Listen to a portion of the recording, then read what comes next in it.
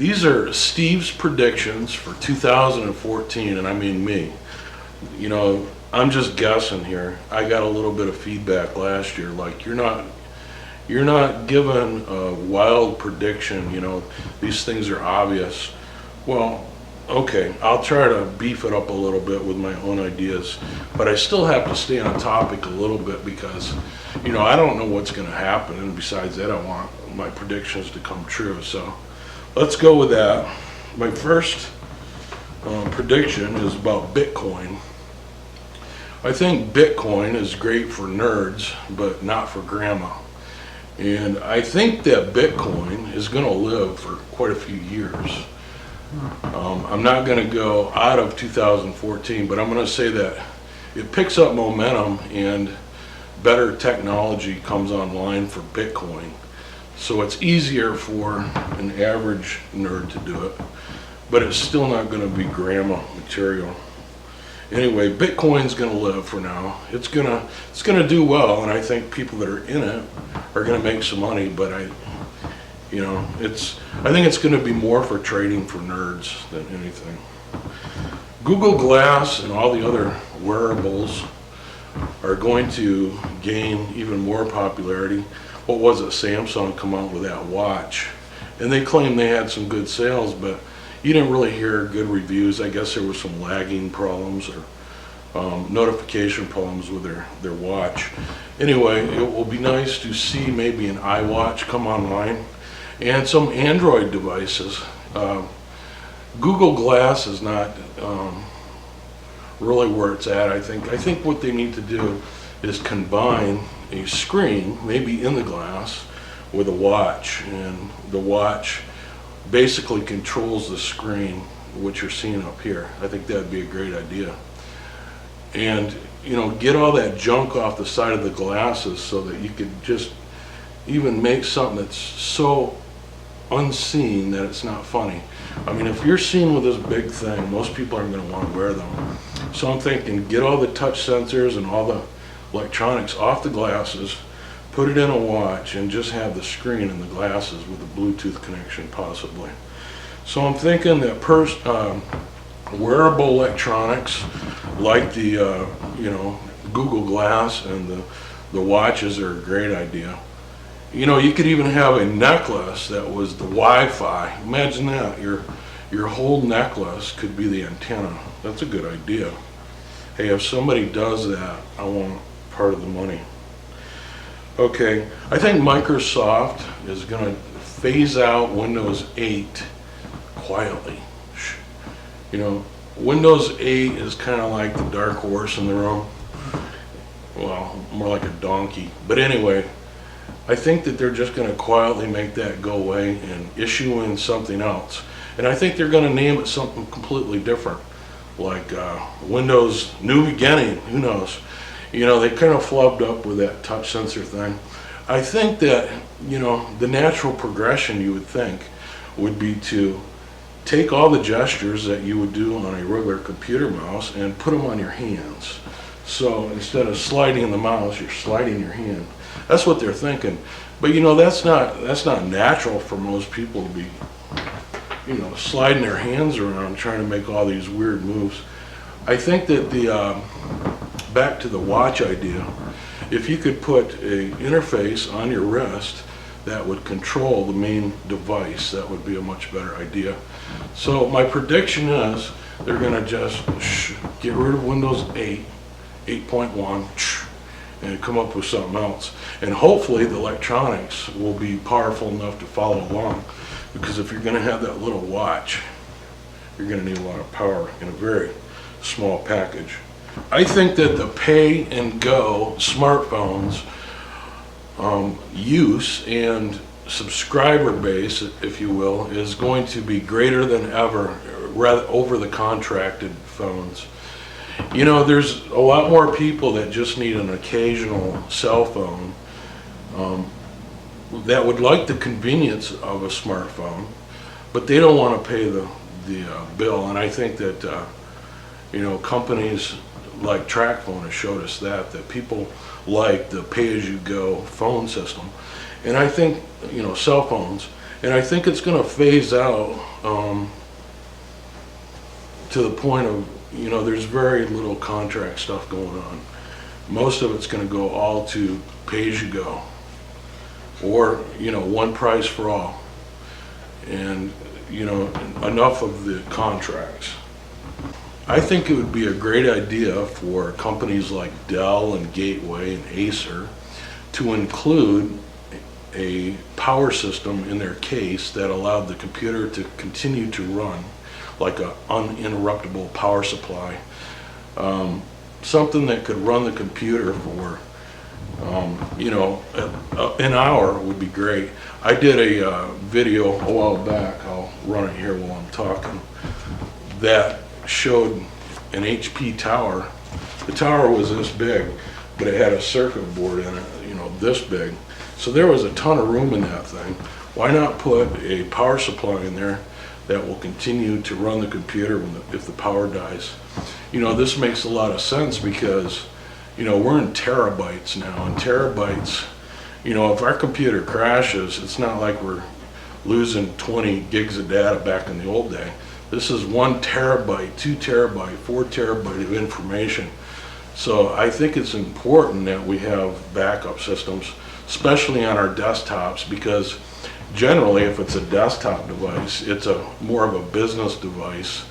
And, save the viruses for the mobile devices, basically. When you go home or you go to your office and you set at your desktop computer, you don't want that to be infected because, well, like me, I do my bills on it and keep track of my life basically with calendars and that sort of thing, and I don't want it disappearing. Okay, I've got an idea for 2013. How about if we have 128-bit operating systems, okay? We went from 32 to 64, and there's some talk and gossip going on about 128. I think somebody's going to develop something that's 128-bit, but very early on, it would take years to do a full implementation. But I think we're going to see early signs of 128-bit OS computing. Okay, I think that in 2014 we're going to see a lot more smart devices that work with probably like Bluetooth. Items like our ice maker and our fridge and our washer and dryer for our clothes. I think we're going to see an increasing amount of Internet of all things type of scenario where when your clothes are dry, it's going to ring your cell phone and give you a message. Or, if you want ice, you can Bluetooth it, maybe through that same watch, right, with the glasses, and say, ice. I don't know. I know that there's futuristic things already, but I think we're going to see it more mainstream because the technology just gets cheaper and cheaper. And if that sells a refrigerator, washer, dryer, dishwasher, why not put it in and just have it there? Which brings me to my biggest prediction. I think that there's going to be a massive shortage of security IT techs for the coming of all this massive data. There's data coming from everywhere, and it's all specialized data. Some of it's banking, some of it's entertainment. It's just massive, personal. And as all this data is out there, we're going to need more and more security. So I think we're going to have a massive shortage. And I think if you're an IT person and you do like security, if you can somehow concentrate on the security aspect of it, I think you'll do very well for yourself. Kind of like the big web boom, a few years back. So I'd like to take a look back at the year of 2013 here at the Guru Brew. We're steadily growing. We've got over 8,000 subscribers now, so thanks for hanging in there with us. Let's take a look at some of the projects and other fun stuff that we've done on the show. And then I'm going to come back and we're going to talk about the future of the Guru Brew. So let's watch it now. Today we're going to be talking about a USB flash drive, how to replace these little batteries, in laptops and desktops. A technique for cleaning your optical drives if they're dirty. I'm going to show you how to get rid of this virus and return your computer back to normal. How I would replace this screen with a new LCD. So join me as we overhaul an HP machine. This is the legendary creature, the Yeti. Try out this power supply tester. So let's take a look at this Bunker Hill Security Solar Powered Light. This is a CNC router cutter, and it cuts wood, plastic, and light metals, foam. It's a very fun machine, and it allows us to be very creative with making projects. A little studio that we built for our YouTube videos. This is what it looks like behind the scenes here. I'm going to talk about this Nikon and some of the accessories that we purchased for it. I'm going to show you an alternative, Apache Open Office. We will learn to use Dragon Naturally Speaking software product that will enhance the audio quality of just about any Windows computer. For our 100th video, we're going to make this air cannon that's hopefully going to shoot this football over that goalpost. Say hello to my little friend. Today I'm in the jewelry making business that I'm going to make my better half some jewelry. I'm going to make them out of these. What I've decided to make, and I've never made one before, is a gaming cabinet, if you will. That's the new arcade cabinet, and here it is. Let's play. What's in Steve's box?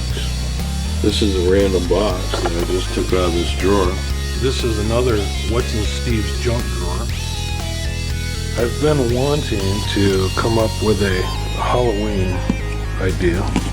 The lid will bump up and down for a second, and then it will burst open, and the ghoul will pop out.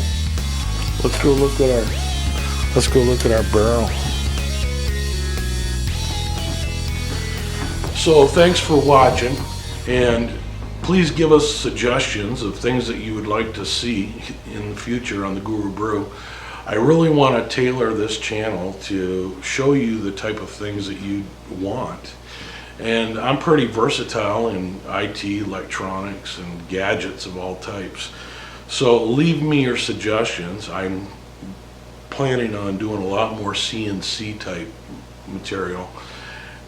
There's a lot of call for it, and I think there's enough interest. I could go on forever with the router CNC videos and the CAD, you know. And there's been talk around the shop of 3D printers. So maybe that's in our near future for the Guru Brew.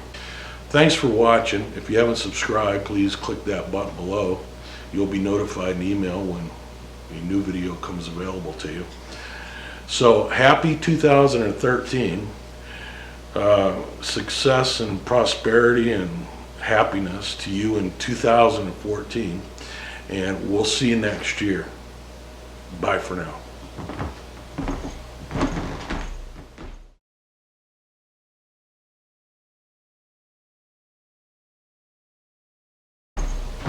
Well, I just did about a 19-minute gig here on the camera, and I said some really good things, but I forgot to turn on the audio. So just imagine I did a really good show, but you missed it, or I missed it, whatever. Anyway, I got to repeat it, so here we go.